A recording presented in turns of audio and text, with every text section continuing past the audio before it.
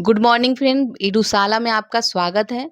हम लोग इस वीडियो में एनसीईआरटी सार संग्रह की सीरीज में भारत का भूगोल, इंडियन ज्योग्राफी का डिस्कशन करेंगे।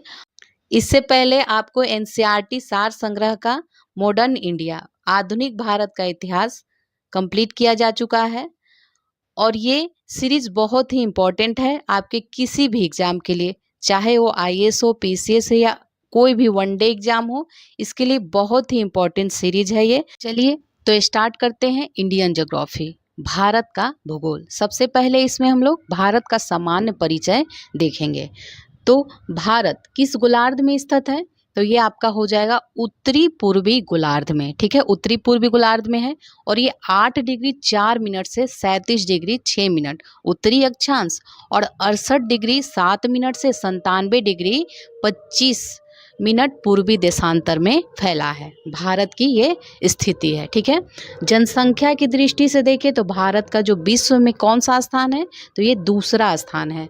भारत की जनसंख्या विश्व की जनसंख्या का कितना प्रतिशत है? तो ये 17.5% है, 17.5% है। क्षेत्रफल की दृष्टि से देखें तो भारत का विश्व में कौन सा स्थान है? तो ये 7वां स्थान है। ठीक है, 7वां स्थान है।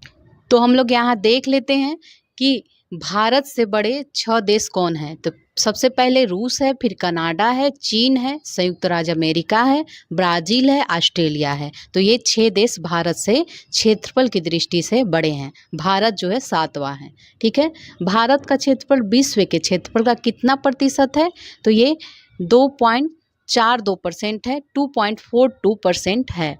भारत कितने देशों से अपनी सीमा साझा करता है? तो ये 7 देशों से अपनी सीमा साझा करता है। तो हम लोग देख लेते हैं अब कि भारत के जो 7 पड़ोसी देश हैं उसके साथ सीमाओं की लंबाई और कौन कौन राज्य इससे मिलते हैं या केंद्र शासित प्रदेश। तो सबसे पहले बांग्लादेश। तो सबसे बड़ा एरिया जो है भारत का ये बांग्लादेश से मिलता है। तो ये 4096.7 किलोमीटर की लंबाई है। और कौन कौन से राज्य हैं? असम, मेघालय, मिजोरम, त्रिपुरा एवं पश्चिम बंगाल मिलते हैं। चाइना से देखें, चीन से 3488 किलोमीटर की सीमा मिलती है और इसमें राज्य है लद्दाख, हिमाचल प्रदेश, उत्तराखंड, सिक्किम, अरुणाचल प्रदेश। पाकिस्तान से देखें तो 3323 किलोमीटर की लंबाई की सीमा मिलती है और गुजरात, राजस्थान, पंजाब, जम्मू कश्मीर एवं लद्दाख इससे सटे हुए राज्य हैं। नेपाल से देखें तो ये 1751 किलोमीटर सीमा है और उत्तर प्रदेश, बिहार, पश्चिम बंगाल, सिक्किम एवं उत्तराखंड मिलते हैं। म्यांमार से देखें तो 1643 किलोमीटर है और अरुणाचल प्रदेश, नागालैंड, मिजोरम, मणिपुर से ये मिलता है। भूटान से देखें तो 699 किलोमीटर है और सिक्किम, असम, पश्चिम बंगाल और अरुणाचल प्रदेश से ये मिलता है। अफगानिस्तान से देखें तो ये 106 किलोमीटर है और लद्दाख, पाक अधिकृत जो लद्दाख है, ये इससे मिलता है। अब आगे देखते हैं, कुल देखते हैं तो कुल जो है भारत का 15,106.7 किलोमीटर सटे हुए राज्यों से, देशों से मिलता है। ठीक है, तो भारत के कुल 16 राज्य पड़ोसी देशों की सीमा से जुड़ते हैं। तो भारत के कुल 16 राज्य ऐसे हैं जो पड़ोसी देशों की सीमा से जुड़ते हैं। अब नेक्स्ट देखते हैं, भारत की स्थल सीमा की लंबाई कितना किलोमीटर है? तो ये 15,200 किलोमीटर है। भारत के तटीय सीमा की लंबाई कितना किलोमीटर है? तो ये 7500 किलोमीटर है। भारत के मुख्य भूमि के तटीय सीमा की लंबाई कितना किलोमीटर है? तो ये 100 किलोमीटर है। किस देश के साथ भारत सबसे बड़ी लंबी सीमा साझा करता है? तो ये आपका हो गया बांग्लादेश के साथ 4096 किलोमीटर की सीमा साझा करता है। भारत के किस प्रदेश की सीमा 3 देश नेपाल, भूटान, चीन से मिलती है? तो ये आपका हो जाएगा सिक्किम। ठीक है, मैप में देख लीजिए, सिक्किम नेपाल, भूटान, चीन से मिलता है। भारत के कितने राज्य अंतर्राष्ट्रीय सीमा तथा समुद्र तट को स्पर्श नहीं करती है? तो ये 5 राज्य हैं। कौन कौन? मध्य प्रदेश, छत्तीसगढ़, झारखंड, हरियाणा और दिल्ली। ये इनकी अंतर्राष्ट्रीय सीमा समुद्र तट को स्पर्श नहीं करती हैं। देखिए यहाँ ध्यान दीजिएगा कि ये ऐसे राज्य हैं जो अंतर्राष्ट्रीय सीमा तथा समुद्र तट दोनों की बात हो रही है, इसलिए 5 होगा यहाँ पे। ठीक है, अब नेक्स्ट देखते हैं, किस देश के साथ भारत सबसे छोटी सीमा साझा करता है? तो ये आपका अफगानिस्तान के साथ 106 किलोमीटर। अब देखेंगे पड़ोसी देशों से लगा सबसे लंबा संबंधित राज्य, तो बांग्लादेश से सबसे लंबा संबंध राज्य कौन सा है? ये पश्चिम बंगाल हो जाएगा। नेपाल से लगा उत्तर प्रदेश है सबसे लंबा राज्य, और म्यांमार से देखें तो मिजोरम हो जाएगा। भूटान से देखें तो असम सबसे लंबा सीमा साझा करता है। नेक्स्ट है, भारत का सबसे पूर्वी बिंदु कौन सा है? तो ये कीबिथु अरुणाचल प्रदेश में है। भारत का सबसे पश्चिमी बिंदु ये गौर माता गुजरात में है। भारत का सबसे उत्तरी बिंदु कौन सा है? तो ये इंदिरा कॉल है लद्दाख में। भारत का सबसे दक्षिणतम बिंदु कौन सा है? तो ये इंदिरा पॉइंट ग्रेट निकोबार में है। भारत का सबसे दक्षिणतम बिंदु कौन सा है? तो ये इंदिरा पॉइंट ग्रेट निकोबार में है। रिपीट हो गया, कोई बात नहीं। इंदिरा पॉइंट का पुराना नाम क्या था? तो इसका नाम था पिग्मिलियन पॉइंट। भारत के मुख्य स्थलीय भाग का दक्षिणतम बिंदु क्या कहलाता है? तो ये कन्याकुमारी है, कन्याकुमारी। ठीक है, अब देखेंगे आगे, कौन सा जल डमरू मध्य भारत को श्रीलंका से अलग करता है? तो यह हो जाएगा आपका पाक जल डमरू मध्य। भारत का मानक समय कितने राज्यों से होकर गुजरता है? तो ये 5 राज्यों से। कौन कौन है ये राज्य? उत्तर प्रदेश है, मध्य प्रदेश, छत्तीसगढ़, उड़ीसा और आंध्र प्रदेश है। नेक्स्ट है, भारत का मानक समय किस शहर से होकर गुजरता है? तो यह हो जाएगा मिर्ज़ापुर से, इलाहाबाद के समीप है। कर्क रेखा भारत के कितने राज्यों से होकर गुजरती है? तो ये 8 राज्यों से। देख लेते हैं कौन कौन राज्य। राजस्थान है, गुजरात है, मध्य प्रदेश है, छत्तीसगढ़ है, झारखंड है, पश्चिम बंगाल है, त्रिपुरा है और मिजोरम है। तो इन 8 राज्यों से कर्क रेखा गुजरती है। ठीक है, कौन सी रेखा भारत को 2 बराबर भागों में बांटती है? तो ये आपका हो जाएगा कर्क रेखा। भारत के सबसे पश्चिमी बिंदु तथा पूर्वी बिंदु के मध्य सूर्यास्त और सूर्योदय में कितने घंटे का अंतर है? तो ये 2 घंटे का अंतर है। भारत के मानक समय और ग्रीनविच के मध्य कितने घंटे का अंतर है? तो ये 5.5 घंटे का अंतर है। भारत का एकमात्र जिला जिसकी सीमा 4 राज्यों को स्पर्श करती है, तो ये हो जाएगा सोनभद्र। कहाँ है? उत्तर प्रदेश में है। तो सोनभद्र एकमात्र ऐसा जिला है जो 4 राज्यों को स्पर्श करती है और ये उत्तर प्रदेश का जिला है। भारत के कितने राज्य पड़ोसी देश की सीमा से जुड़े हैं? तो ये 17 राज्य हैं।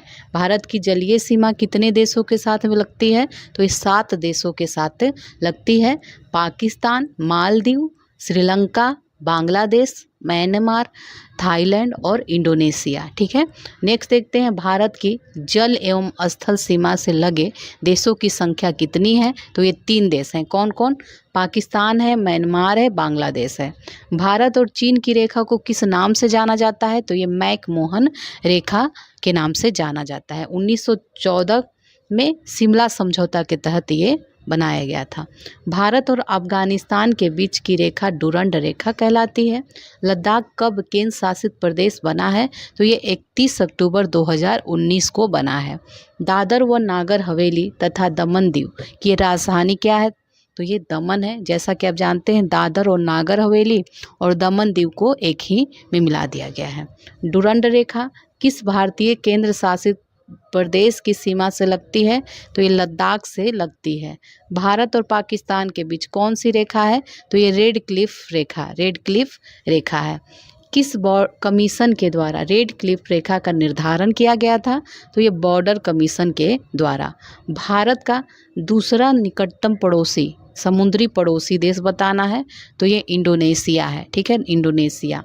भारतीय उपमहाद्वीप में कितने देश सम्मिलित हैं?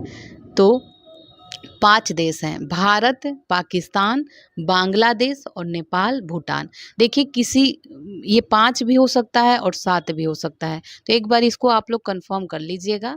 ठीक है, चलिए आगे देखते हैं, किस राज्य की तटरेखा सबसे लंबी है? तो ये गुजरात राज्य की है।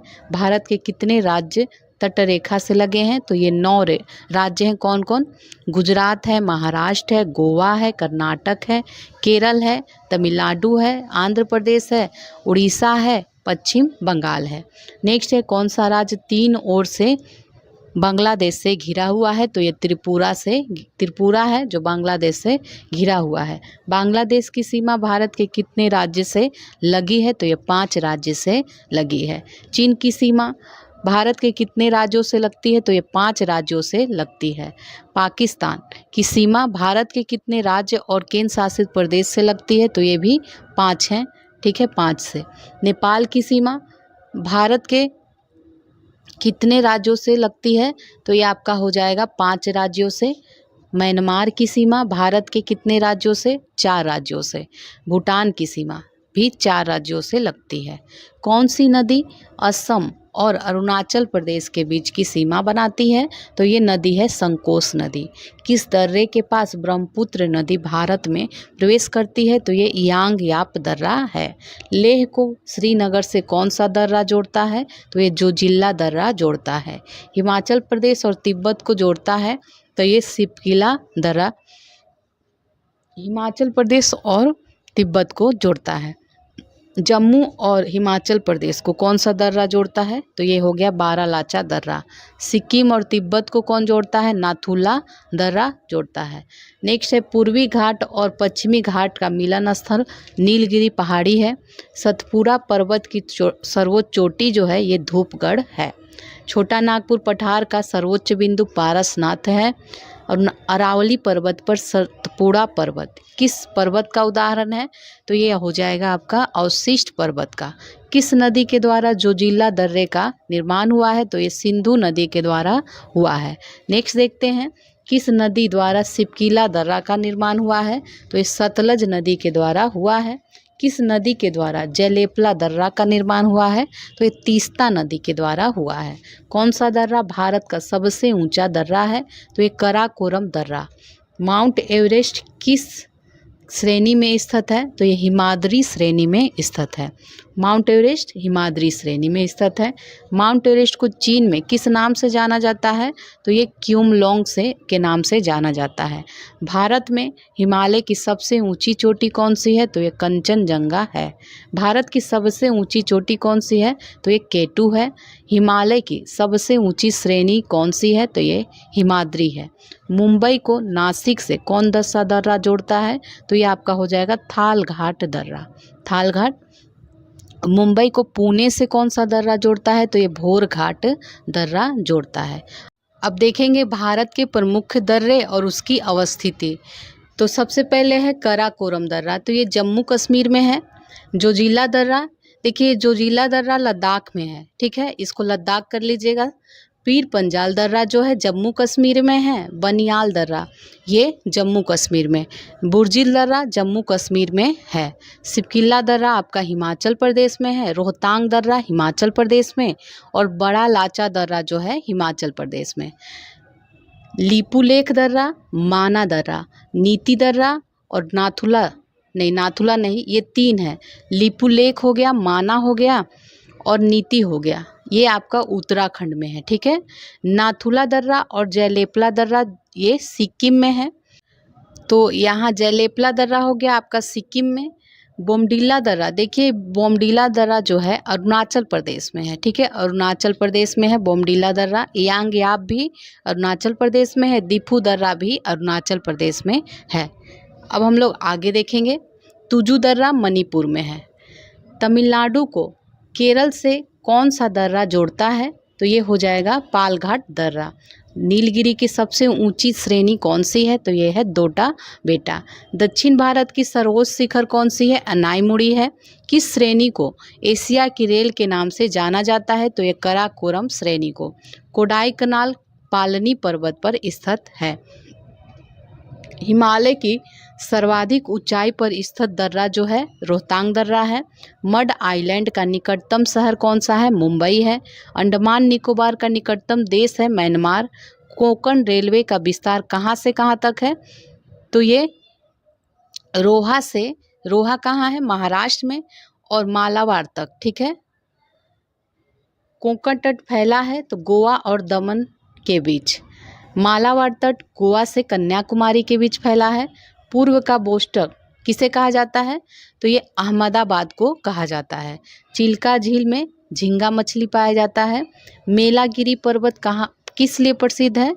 तो ये चंदन के वन के लिए प्रसिद्ध है मेलागिरी पर्वत। काराकोरम श्रेणी का सर्वोच्च शिखर कौन सा है? तो ये K2 है। 8,611 इसकी ऊंचाई है।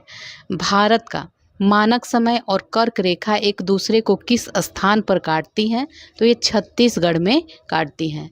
म्यांमार की सर्वाधिक सीमा किस राज्य को स्पर्श करती है? तो ये अरुणाचल प्रदेश को स्पर्श करती है।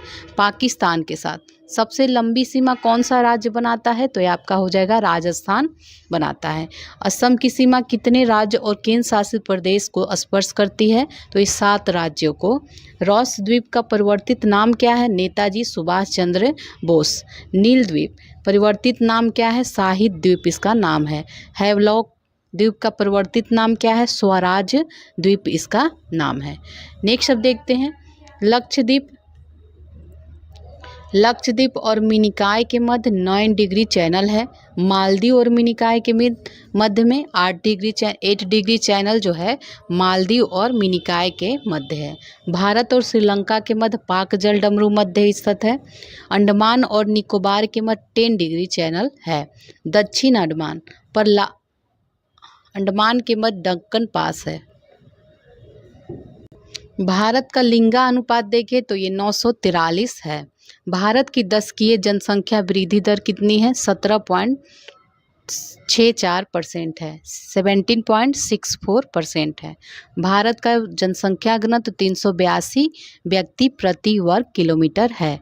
भारत में राज्यों की संख्या 28 और केंद्र शासित प्रदेशों की संख्या आपका 8 हो गया। अंतर्राष्ट्रीय सीमा से संलग्न राज्य और केंद्र शासित प्रदेशों की संख्या कितनी है? तो ये 18 है। भारत का राष्ट्रीय पशु बाघ है और विरासत पशु हाथी है। पुडुचेरी का भौगोलिक विस्तार क्या है? तो ये तमिलनाडु, केरल और आंध्र प्रदेश राज्य में है। तो देखा जाए तो पुडुचेरी जो है 3 राज्यों में है, तमिलनाडु, केरल और आंध्र प्रदेश में है। क्षेत्रफल की दृष्टि से देखें तो भारत का सबसे बड़ा और छोटा राज्य कौन सा है? तो राजस्थान सबसे बड़ा है और गोवा आपका सबसे छोटा है। किस भारतीय राज्य की सीमा सर्वाधिक राज्यों को छूती है? तो यह है उत्तर प्रदेश। 9 राज्यों से इसकी सीमा मिलती है। भारत के सुदूर पूर्व में कौन सा देश भारत के साथ लंबी सीमा बनाता है? तो ये म्यांमार है। सियाचिन ग्लेशियर विवाद किन 2 देशों के बीच है? तो ये आपका भारत और पाकिस्तान के बीच है। कोंकण तट किन 2 स्थानों के मध्य है? गुजरात और गोवा के मध्य है। भारत का पूर्वी तट क्या कहलाता है? कोरोमंडल तट कहलाता है। भारत के पश्चिमी तट घाट को किस नाम से जानते हैं? सह्याद्री के नाम से जानते हैं। सह्याद्री पर्वत कहाँ स्थित है? तो यह महाराष्ट्र में स्थित है। सह्याद्री का विस्तार है महाराष्ट्र से केरल तक है। हिमालय की सबसे नवीन श्रेणी शिवालिक श्रेणी है। उत्तर भारत और दक्षिण भारत का विभाजन विंध्य श्रेणी के द्वारा होता है। अरुणाचल प्रदेश की सीमा कितने देश से लगती है? तो ये 3 देश भूटान, म्यांमार और चीन से लगती है। भारत का सबसे बड़ा द्वीप कौन सा है? तो ये मध्य अंडमान है। भारत का सक्रिय ज्वालामुखी कौन है? तो ये बैरन और नारकोंडम है। न्यूमूर द्वीप कहाँ स्थित है? बंगाल की खाड़ी में स्थित है। लक्षद्वीप किस प्रकार का द्वीप है? प्रवाल द्वीप है ये। हैदराबाद और सिकंदराबाद के बीच कौन सा झील है? हुसैन सागर झील है। नेफा किस राज्य का पुराना नाम है? तो ये अरुणाचल प्रदेश का पुराना नाम है। अब हम लोग भारत का भौतिक स्वरूप से संबंधित देखेंगे। भारतीय उपमहाद्वीप किस भूखंड का भाग था? तो एक गोंडवाना लैंड का भाग है।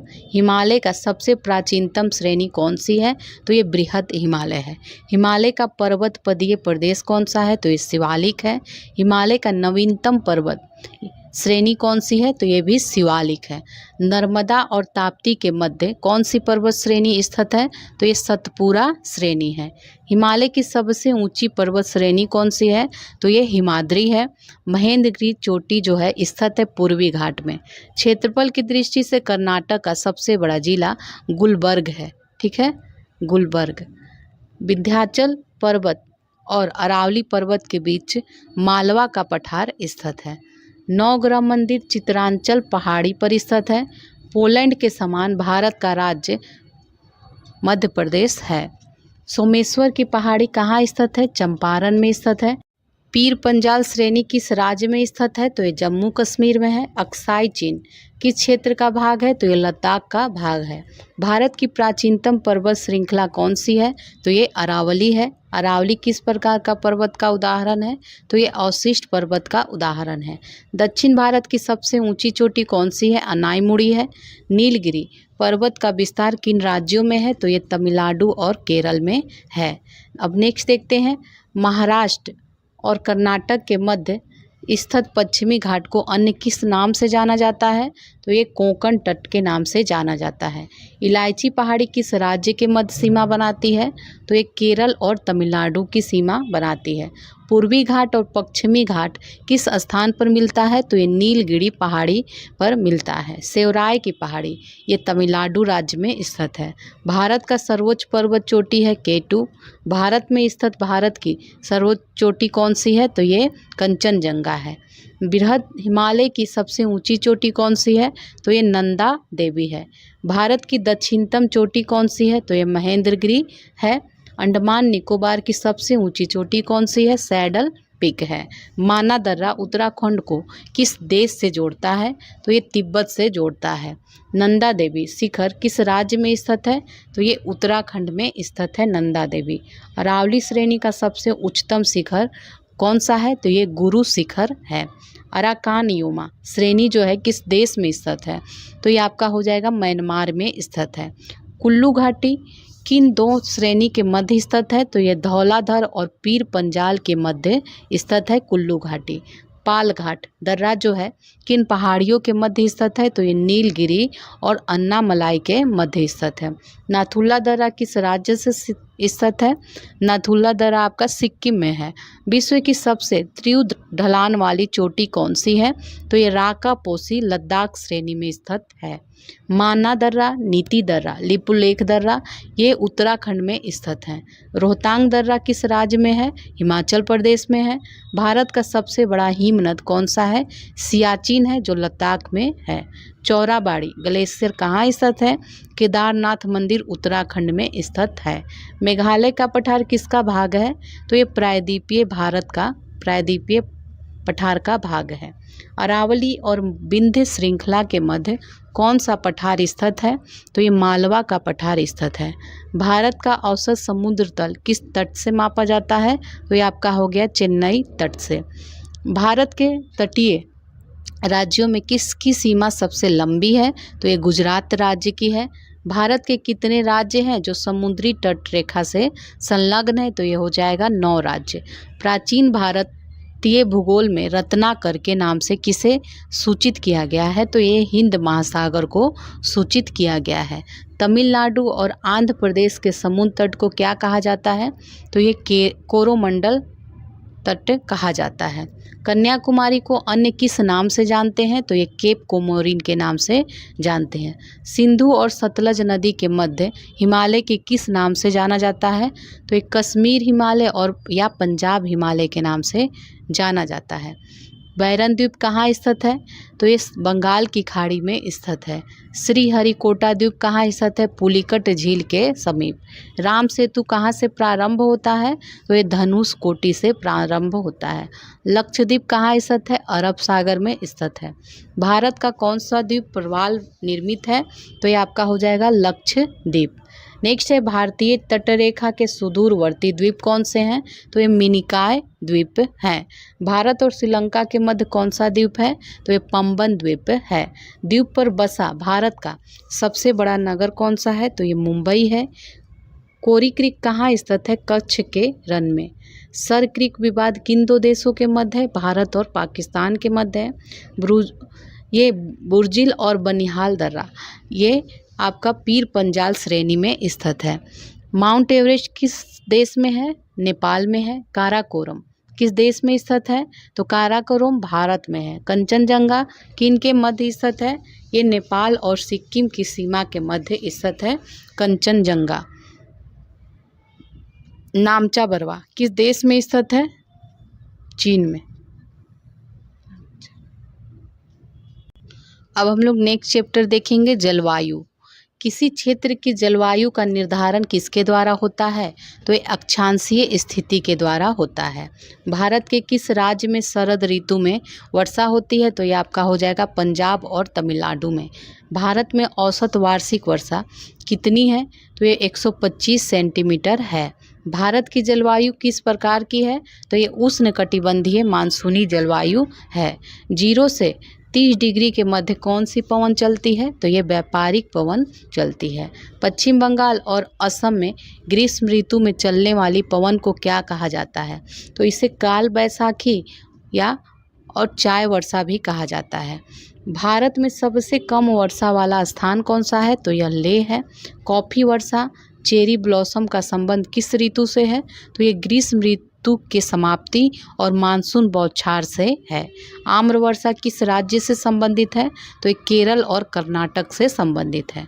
भारत में दक्षिण पश्चिम मानसून का सामान्य समय क्या होता है? तो ये जून से सितंबर तक होता है। भारत में मानसून का आगमन सबसे पहले किस राज्य में होता है? तो यह केरल में होता है। तमिलनाडु में मानसून का महीना क्या है? तो ये नवंबर दिसंबर है। नेक्स्ट देखते हैं उत्तर पूर्वी मानसून से सर्वाधिक वर्षा किस राज्य में होती है? तो ये तमिलनाडु में होती है। किस राज्य में औसत वर्षा 200 मिलीमीटर होती है? तो ये जम्मू कश्मीर और पश्चिमी राजस्थान में। भारत में सर्वाधिक दैनिक तापांतर पाया जाता है? तो ये राजस्थान में पाया जाता है। भारत का वो औसत वार्षिक वर्षा 125 सेंटीमीटर है। मेघालय के खासी और जयंतिया पहाड़ी पर 1000 सेंटीमीटर से अधिक वर्षा होती है। नेक्स्ट अब देखते हैं मिट्टी से संबंधित फैक्ट। भारत में सर्वाधिक क्षेत्र में कौन सी मिट्टी पाई जाती है? तो ये जलोढ़ मिट्टी या कछारी मिट्टी भी इसको कहते हैं। पुरानी जलोढ़ मिट्टी को क्या कहते हैं? बांगर कहते हैं। नवीन जलोढ़ मिट्टी को खादर कहते हैं। चाय की खेती के लिए सर्वाधिक उपयुक्त मिट्टी कौन सी है? तो ये लेटेराइट मिट्टी है। लाल मिट्टी का रंग लाल क्यों होता है? तो ये लौह ऑक्साइड की उपस्थिति के कारण इसका रंग जो होता है लाल होता है। काली मिट्टी को अन्य किस नाम से जाना जाता है? तो इसे रेगुर मिट्टी, कपासी मिट्टी, इन सभी मिट्टी से नाम से जाना जाता है। काली मिट्टी का निर्माण किस चट्टान के टूटने से होता है?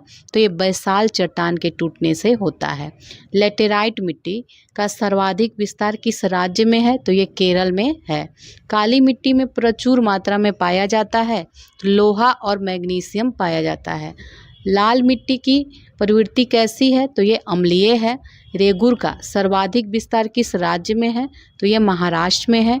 मालवा के पठार किस मिट्टी की अधिकता है? तो ये काली मिट्टी की।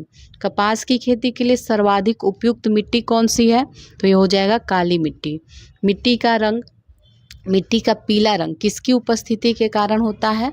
तो ये फेरिक ऑक्साइड के उपस्थिति के कारण होता है। मिट्टी का लाल रंग किसकी उपस्थिति के कारण होता है? तो आयरन ऑक्साइड के उपस्थिति के कारण होता है। सबसे कम जल धारण क्षमता किस मिट्टी की होती है? तो ये बलुई दोमट मिट्टी की होती है। पौधों को सर्वाधिक जल किस प्रकार की मिट्टी से प्राप्त होता है? तो ये चिकनी मिट्टी से। मृदा की उर्वरता बढ़ाने के लिए कौन सी फसल उगाई जाती है? दलहनी फसल उगाई जाती है। लाल और पीली मिट्टी किस प्रकृति की होती है? तो ये अम्लीय प्रकृति की होती है।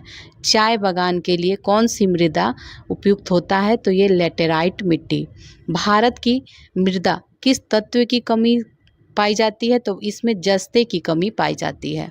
गंगा के मैदान की पुरानी जलोढ़ मिट्टी क्या कहलाता है? तो ये बांगर कहलाता है।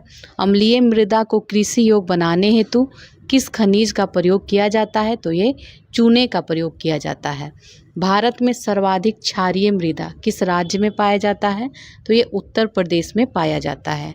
जैविक मृदा किस रंग का होता है? तो ये नीले रंग का होता है, नीला रंग। पश्चिमी राजस्थान की मृदा में किस खनिज की अधिकता होती है? तो ये कैल्शियम की अधिकता होती है। नेक्स्ट देखते हैं मरुस्थलीय मृदा में किस पोषक तत्व का अभाव होता है? तो ये नाइट्रोजन का अभाव होता है। अब नेक्स्ट चैप्टर देखेंगे वनस्पति। ठीक है, भारत में सर्वाधिक किस प्रकार के वन पाए जाते हैं? तो ये पर्णपाती वन पाए जाते हैं। भारतीय वनस्पति सर्वेक्षण के संस्थापक कौन थे? तो ये जॉर्ज किंग थे। भारत में सिनकोना वृक्ष कहाँ पाया जाता है? दार्जिलिंग में पाया जाता है। कत्था बनाने हेतु किस वृक्ष की लकड़ी का प्रयोग किया जाता है? तो ये खैर की लकड़ी का। भारत में वन संरक्षण अधिनियम कब पारित हुआ? 1980 में। सागवान तथा साल के वृक्ष किस प्रकार के वन में पाया जाता है? तो ये पर्णपाती वन में पाया जाता है। बांस की कौन सी प्रजाति छत्तीसगढ़ में सर्वाधिक पाई जाती है? तो ये लाठी बांस पाया जाता है। वार्षिक स्तर पर वन क्षेत्र में वृद्धि में भारत का स्थान कौन सा है? तो ये 8वां है। भारत के किस राज्य में सागवान के वन पाए जाते हैं? तो ये मध्य प्रदेश में पाए जाते हैं। समुद्र तल से सर्वाधिक ऊंचाई पर पाया जाने वाला वन है देवदार। चिपको आंदोलन के प्रणेता सुंदर लाल बहुगुणा थे। चिपको आंदोलन की शुरुआत कहाँ से की गई है? टिहरी गढ़वाल जनपद से। भारतीय वन प्रबंधन संस्थान कहाँ है? तो ये भोपाल में है। चीड़, देवदार, शंकुधारी वृक्ष किस प्रकार के वृक्ष के उदाहरण हैं? तो ये शीतोष्ण वृक्ष के उदाहरण हैं। फॉरेस्ट रिसर्च इंस्टीट्यूट कहाँ है? तो ये देहरादून में है। देहरादून में। एरिड फॉरेस्ट रिसर्च इंस्टीट्यूट कहाँ है? जोधपुर में है। रेन फॉरेस्ट रिसर्च इंस्टीट्यूट कहाँ है? जोरहाट में है। Himalaya forest research institute Shimla में है। उष्णकटिबंधीय वनस्पति उद्यान और अनुसंधान संस्थान कहाँ है? तिरुवनंतपुरम में है। ठीक है। जेबी पंत अनुसंधान संस्थान कहाँ है? अल्मोड़ा में है। विलुप्त जीव और पेड़ पौधों के लिए अंतर्राष्ट्रीय जीन बैंक की स्थापना किस देश के द्वारा किया गया है? तो ये नॉर्वे द्वारा किया गया है। अब हम लोग जैव विविधता संबंधी देख लेते हैं। भारत का सबसे बड़ा वनस्पति उद्यान कोलकाता में है। असम का काजीरंगा राष्ट्रीय उद्यान किस लिए प्रसिद्ध है? तो ये एक सींग वाले गेंडे के लिए प्रसिद्ध है। महात्मा गांधी मरीन उद्यान कहाँ स्थित है? अंडमान और निकोबार द्वीप समूह में स्थित है। जीवाश्म राष्ट्रीय उद्यान कहाँ स्थित है? तो ये मंडला मध्य प्रदेश में स्थित है। मध्य प्रदेश के कान्हा राष्ट्रीय उद्यान किसके लिए प्रसिद्ध है? रॉयल बंगाल टाइगर के लिए।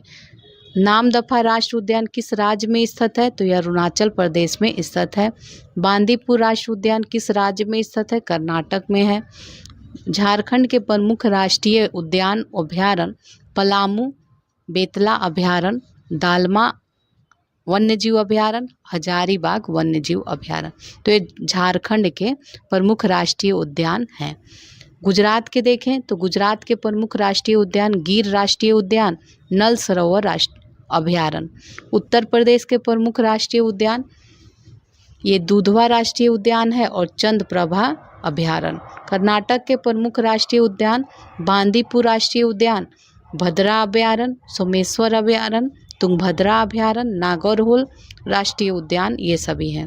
तेलंगाना के प्रमुख राष्ट्रीय उद्यान या अभ्यारण्य पाखाल वन्यजीव अभ्यारण्य, कांवला वन्यजीव अभ्यारण्य ये तेलंगाना के हैं। असम के प्रमुख राष्ट्रीय उद्यान अभ्यारण्य मानस राष्ट्रीय और काजीरंगा राष्ट्रीय उद्यान है। राजस्थान के देखें तो राजस्थान में घाना पक्षी विहार, रणथंभौर वन्यजीव अभ्यारण्य, कुंभलगढ़ अभ्यारण्य है। महाराष्ट्र के प्रमुख राष्ट्रीय उद्यान देखें तो तंसा अभ्यारण्य, बोरीवली राष्ट्रीय उद्यान है। पंजाब में देखिए अबोहर अभ्यारण्य। उड़ीसा के प्रमुख राष्ट्रीय उद्यान या अभ्यारण्य चिल्का झील है, चिल्का अभ्यारण्य है और सिमलीपाल अभ्यारण्य है। तमिलनाडु के वेदांतगल अभ्यारण्य, इंदिरा गांधी अभ्यारण्य, मुदुमुल्लाई अभ्यारण्य है। मिजोरम के देखें तो डाम्फा अभ्यारण्य है। केरल का देखें तो पेरियार अभ्यारण्य, पराम्बीकुलम अभ्यारण्य है। मध्य प्रदेश के प्रमुख राष्ट्रीय उद्यान या अभ्यारण्य कान्हा किसले राष्ट्रीय उद्यान, पंचमढ़ी अभ्यारण्य, बांधवगढ़ राष्ट्रीय उद्यान ये सभी हैं। जम्मू कश्मीर के राष्ट्रीय उद्यान दाची ग्राम राष्ट्रीय उद्यान और किश्तवाड़ राष्ट्रीय उद्यान। अरुणाचल प्रदेश के देखें तो ये पखुई वन्यजीव अभ्यारण्य है। हरियाणा का देखें तो सुल्तानपुर झील अभ्यारण्य है। हिमाचल प्रदेश का रोहिला राष्ट्रीय उद्यान। पश्चिम बंगाल के प्रमुख राष्ट्रीय उद्यान सुंदरवन राष्ट्रीय उद्यान है। गोवा का देखें तो भगवान महावीर उद्यान। मेघालय का देखें तो नोगर वाइल्ड अभ्यारण्य और मणिपुर के राष्ट्रीय उद्यान केबुला में जाओ राष्ट्रीय उद्यान। ठीक है। नोकरेक कहाँ है? मेघालय में है। भारत का प्रथम राष्ट्रीय उद्यान कौन सा है? तो ये आपका हो जाएगा जिम कॉर्बेट राष्ट्रीय उद्यान, जो उत्तराखंड में है। रणथंभौर वन्य जीव अभयारण्य किस राज्य में है? तो ये राजस्थान में है। पेंच राष्ट्रीय उद्यान किस राज्य में है?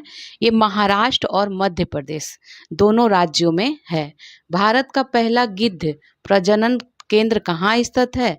तो ये पिंजौर हरियाणा में स्थित है। भारत का पहला गिद्ध पर यही है, भारत का पहला गिद्ध प्रजनन केंद्र पिंजौर हरियाणा में, ये तो हो गया।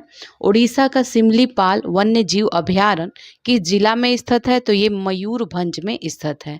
भरतपुर पक्षी विहार को अन्य किस नाम से जानते हैं? ये केवलादेव घाना पक्षी अभयारण्य, सॉरी पक्षी विहार राजस्थान में है ये, और किस नाम से जानते हैं? केवलादेव घाना पक्षी विहार के नाम से जाना जाता है। नेक्स्ट है भरतपुर पक्षी विहार किस लिए फेमस है? तो ये साइबेरियन सारस के लिए प्रसिद्ध है। बांधवगढ़ राष्ट्रीय उद्यान जो है किस राज्य में है? ये मध्य प्रदेश में है। एकमात्र अभयारण्य जहाँ कश्मीर स्टैग पाया जाता है, तो ये आपका हो जाएगा दाजीग्राम राष्ट्रीय उद्यान। गर्म पानी अभयारण्य किस राज्य में है? तो ये असम में है। क्वागा किस पशु का विलुप्त प्रजाति है? तो ये जेब्रा का है। कंचनजंगा राष्ट्रीय पार्क किस राज्य में स्थित है? तो ये आपका सिक्किम हो जाएगा। नेक्स्ट देखते हैं गिर वन किस राज्य में स्थित है? ये गुजरात में है। गिर वन किस का प्राकृतिक आवास है? तो ये एशियाई शेर का है। भारतीय प्राणी सर्वेक्षण मुख्यालय कहाँ है? तो ये कोलकाता में है। जंगली गधा कहाँ पाया जाता है? ये कच्छ के रन में पाया जाता है, ठीक है, कच्छ के रन में। मकाऊ मुख्यतः कहाँ पाया जाता है? तो ये साइलेंट वैली राष्ट्रीय उद्यान केरल में ये पाया जाता है मकाऊ। नेक्स्ट है मुद्दुमलाई पक्षी विहार जो है किन दो राज्यों के बीच है? ये कर्नाटक और केरल के बीच है। केरल का पेरियार राष्ट्रीय उद्यान किस लिए फेमस है? तो ये बाघ और हाथियों के लिए प्रसिद्ध है। नेक्स्ट देखते हैं मानस वन्य जीव अभयारण्य असम में है। विश्व का एकमात्र तैरता हुआ राष्ट्रीय उद्यान कौन सा है? तो ये केबुलाम जाओ है। भारत में हिम तेंदुआ कहाँ पाया जाता है? तो ये आपका हो जाएगा सिक्किम में पाया जाता है। सारस किस राज्य का राजकीय पक्षी है? ये उत्तर प्रदेश का है। नल सरोवर पक्षी विहार जो है किस राज्य में है? तो ये गुजरात में है। भारत में जैव आरक्षित क्षेत्रों की संख्या 18 है। यूनेस्को के द्वारा भारत के कितने जैव मंडल क्षेत्र को मान्यता प्रदान की गई है? तो ये 11 हो जाएगा, 11 हो जाएगा। कच्छ के रण में स्थित एशिया का सबसे बड़ा घास का मैदान किस नाम से जाना जाता है? तो ये बिन्नी ग्रास लैंड के नाम से जाना जाता है। ये सलीम अली पक्षी उद्यान किस राज्य में है? जम्मू कश्मीर में है। बर्डमैन के नाम से कौन जाना जाता है? सलीम अली को जाना जाता है। नंदा देवी अभयारण्य किस राज्य में है? ये उत्तराखंड में है। वाल्मीकि बाघ आरक्षण क्षेत्र कहाँ स्थित है? तो ये पश्चिमी चंपारण बिहार में स्थित है। भारत के किस जैव मंडल को यूनेस्को द्वारा सर्वप्रथम आरक्षित क्षेत्र घोषित किया गया है? तो ये नीलगिरी क्षेत्र को। क्षेत्रफल की दृष्टि से सबसे बड़ा जैव मंडल क्षेत्र कौन सा है? ये मन्नार की खाड़ी है।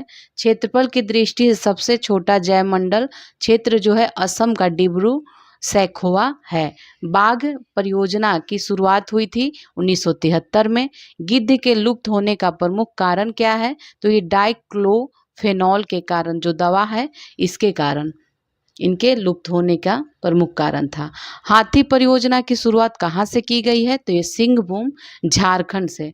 भारत के प्रमुख हाथी संरक्षण केंद्र कौन सा है? तो ये पेरियार केरल में, मानस असम में, काजीरंगा असम में, राजाजी और जिम कॉर्बेट ये उत्तराखंड में है। कस्तूरी मृग परियोजना की शुरुआत कहाँ से की गई थी? तो ये केदारनाथ अभयारण्य से की गई है। कस्तूरी मृग कहा जाता है चंबा घाटी हिमाचल प्रदेश को कहा जाता है। नेक्स्ट देखते हैं थामिन मृग कहाँ पाया जाता है? ये मणिपुर में पाया जाता है। भारत में ओलिव रिडले कछुआ कहाँ पाया जाता है? तो ये भीतरकनिका उड़ीसा में। भारत में एक सींग वाला गेंडा कहाँ पाया जाता है? तो ये असम के मानस और काजीरंगा पश्चिम बंगाल के जल्दापारा में पाया जाता है। नेक्स्ट अब देखेंगे अपवहन तंत्र। भारत की सबसे बड़ी और लंबी नदी कौन है? ये गंगा नदी है। मानस किसकी सहायक नदी है? तो ये ब्रह्मपुत्र की सहायक नदी है, ठीक है, मानस। अब नेक्स्ट देखते हैं, नेक्स्ट है ब्रह्मपुत्र नदी को तिब्बत में किस नाम से जाना जाता है? तो ये आपका हो जाएगा सांगपो के नाम से। ब्रह्मपुत्र नदी कितने देशों से होकर गुजरती है? 3 देशों से, तिब्बत, भारत और बांग्लादेश से होकर गुजरती है। भागीरथी नदी उद्गम कहाँ है? तो ये गोमुख से निकलता है। भारत के किन 2 नदियों का उद्गम एक ही स्थान से होता है? तो ये ब्रह्मपुत्र और सिंधु है। ये दोनों मानसरोवर से होता है इसका उत्पत्ति। बांग्लादेश में गंगा को किस नाम से जाना जाता है? तो ये पद्मा के नाम से जाना जाता है। बंगाल की खाड़ी में गिरने से पहले पद्मा से निकलने वाली प्रमुख नदी का नाम क्या है? तो ये मेघना है, ठीक है, मेघना। बांग्लादेश में ब्रह्मपुत्र को किस नाम से जानते हैं? ये जमुना के नाम से जानते हैं। भारत में प्रवेश करने पर ब्रह्मपुत्र अरुणाचल प्रदेश में दिहांग के नाम से जाना जाता है। गोदावरी नदी को वृद्ध गंगा या दक्षिण की गंगा के नाम से जाना जाता है। नर्मदा नदी का उद्गम जो है अमरकंटक की पहाड़ी से होता है। ताप्ती नदी को नर्मदा नदी की जुड़वा के नाम से भी जाना जाता है। नर्मदा नदी को गुजरात की जीवन रेखा कहा जाता है। नर्मदा नदी का सर्वाधिक बहाव कहाँ है? मध्य प्रदेश में होता है। प्रायद्वीपीय भारत की सबसे बड़ी नदी जो है ये गोदावरी नदी है। गोदावरी नदी का उद्गम स्थल देखें तो ये नासिक के निकट त्र्यंबक पहाड़ी से होता है। नासिक जो है गोदावरी नदी के तट पर स्थित है। प्रायद्वीपीय भारत की दूसरी सबसे बड़ी नदी कौन सी है? ये कृष्णा है। सर्वाधिक सीधी बहने वाली नदी जो है ये नर्मदा है। इंदिरा गांधी नहर जल प्राप्त करता है, सतलज नदी से ये जल प्राप्त करता है। नेक्स्ट है भारत में मानव निर्मित सबसे बड़ी झील कौन सी है? गोविंद सागर झील है। भारत की प्रथम जल विद्युत परियोजना शिव समुद्रम है। शिव समुद्रम जल विद्युत परियोजना कहाँ स्थित है? किस नदी पे है? ये कावेरी नदी पे है। माहिम तट स्थित है, तो ये आपका हो जाएगा महाराष्ट्र में। भारत के सबसे दक्षिण में स्थित नदी है वैगई। दक्षिण से उत्तर की ओर बहने वाली नदी कौन सी है? तो ये बेतवा नदी है। अरब सागर में गिरने वाली जो नदियां हैं ये सिंधु है, नर्मदा है और ताप्ती है। बंगाल की खाड़ी में गिरने वाली नदियां गंगा है, कावेरी है, गोदावरी है और महानदी है। भागीरथी और अलकनंदा का संगम कहाँ होता है? तो ये देवप्रयाग कहलाता है, देवप्रयाग नामक स्थान। नेक्स्ट देखते हैं अलकनंदा और मंदाकिनी का संगम रुद्रप्रयाग में है। गंगा के तट पर स्थित सबसे बड़ा शहर कौन सा है? तो यह कानपुर है। गंगा की सहायक नदी जिसका उद्गम मैदानी भाग से हुआ है तो ये गोमती का हुआ है। सिंधु, ब्रह्मपुत्र एवं सतलज नदी का उद्गम किस देश से हुआ है? तो ये तिब्बत से हुआ है। बद्रीनाथ का प्रसिद्ध मंदिर किस नदी के तट पर स्थित है? तो ये अलकनंदा के तट पर स्थित है। यमुना नदी उद्गम किस स्थान से होता है? तो ये बंदरपुच्छ हिमनद से होता है। दामोदर नदी किस नदी की सबसे बड़ी सहायक नदी है? तो ये हुगली नदी की सहायक नदी है। हिमाचल प्रदेश से कौन सी नदी प्रवाहित होती है? तो ये चेनाब है, रावी है, सतलज है। सबसे अधिक मार्ग परिवर्तन करने वाली नदी कौन सी है? तो ये कोसी नदी है। दामोदर नदी का उद्गम किस स्थान से होता है? तो ये पलामू के छोटा नागपुर पठार से होता है, झारखंड में। पूर्व की ओर बहने वाली किस नदी में भ्रंश घाटी का निर्माण होता है? तो ये दामोदर नदी में। राजघाट नदी परियोजना किस नदी पर निर्मित की गई है? तो ये बेतवा नदी पे निर्मित की गई है। राजघाट नदी परियोजना किन 2 संयुक्त राज्यों की संयुक्त परियोजना है ये? तो ये उत्तर प्रदेश और मध्य प्रदेश की संयुक्त परियोजना है। भारत के किस नदी पर विश्व का सबसे ऊंचा पुल बनाया गया है? तो ये चेनाब नदी पे। नेक्स्ट है नर्मदा और ताप्ती नदी समुद्र में गिरने से पहले किस प्रकार की संरचना का निर्माण करती है? तो ये एस्चुरी का निर्माण करती है। नेक्स्ट देखते हैं, भ्रंश घाटी से होकर प्रवाहित होने वाली प्रमुख नदी कौन सी है? तो ये ताप्ती और नर्मदा है। अरब सागर में गिरने वाली दो प्रमुख नदियां नर्मदा और ताप्ती है। सोन और नर्मदा नदी का उद्गम जो है अमरकंटक से है। त्रिवेणी नहर में पानी किस नदी से आता है? तो ये गंडक नदी से आता है। नर्मदा नदी किस दिशा की प्रवाहित होती है? तो ये पश्चिम दिशा की ओर प्रवाहित होती है। भूमि बंधित नदी कौन सी है? तो ये लूनी नदी है भूमि बंधित। कपिला किस नदी की सहायक नदी है? तो ये कावेरी की है। प्रायद्वीपीय भारत की नदियों में कौन सी नदी सबसे लंबी है? तो ये हो जाएगा गोदावरी। नेक्स्ट देखते हैं, कावेरी नदी का उद्गम स्थल कौन सा है? तो ये ब्रह्मगिरी की पहाड़ी। श्रीरंगपट्टनम शिव समुद्रम किस नदी के किनारे है? तो ये कावेरी नदी किनारे है। श्रीरंगपट्टनम स्थित है कावेरी नदी के तट पर स्थित है। दिल्ली और आगरा स्थित है यमुना नदी के तट पर। भारत की कौन सी नदी कर्क रेखा को 2 बार काटती है? तो यह है माही नदी है जो कर्क रेखा को 2 बार काटती है। अधिकांश लवणी नदी किस अपवाह तंत्र का हिस्सा है? तो ये बंगाल की खाड़ी का। विश्वासघाती नदी की संज्ञा किस नदी को दी गई है? ये हुगली नदी को दी गई है। संकोश नदी किन 2 राज्यों के मध्य सीमा बनाती है? ये असम और अरुणाचल प्रदेश के बीच। पंचनद नदी के अंतर्गत कौन सी नदी आती है? तो ये सिंधु है, नहीं सॉरी, सतलज है, ब्यास है, रावी है। ये रावी, चिनाब और झेलम आती है। ये झेलम नदी का उद्गम कहाँ से होता है? तो ये वेरीनाग झील से कश्मीर में। एडन नहर किस नदी से निकलती है? तो ये हो जाएगा आपका दामोदर नदी से निकलती है। अब हम लोग जलप्रपात और झील देखेंगे, ठीक है। तो जलप्रपात सबसे पहले देखते हैं। तो कर्नाटक में स्थित कोकक जो जलप्रपात है ये किस नदी पर है? ये गोकक नदी पर स्थित है। हुंडरू जलप्रपात ये जो है हुंडरू जलप्रपात स्वर्ण रेखा नदी पर स्थित है। मोरारी झील किस राज्य में स्थित है? लद्दाख में है। जोग प्रपात किस नदी पर स्थित है? शरावती नदी पर स्थित है। पुलिकट झील किन 2 राज्यों की सीमा पर स्थित है? तो ये पुलिकट जो है आंध्र प्रदेश और तमिलनाडु के बीच स्थित है के सीमाओं पे। तमिलनाडु के तटीय मैदान को क्या कहा जाता है? कोरोमंडल तट कहा जाता है। चिल्का झील किस राज्य में स्थित है? ये आपका उड़ीसा में स्थित है। श्रीहरिकोटा द्वीप जो है किस झील के बीच स्थित है? ये पुलिकट झील के बीच स्थित है। भारत की सबसे बड़ी कृत्रिम झील है गोविंद सागर झील। भारत की खारे पानी की सबसे बड़ी झील कौन सी है? तो ये सांभर झील है। कहाँ है ये? राजस्थान में। दूध सागर जलप्रपात मांडवी नदी पर है। धुआंधार जलप्रपात नर्मदा नदी पे है। वसुधारा जलप्रपात अलकनंदा नदी पर है।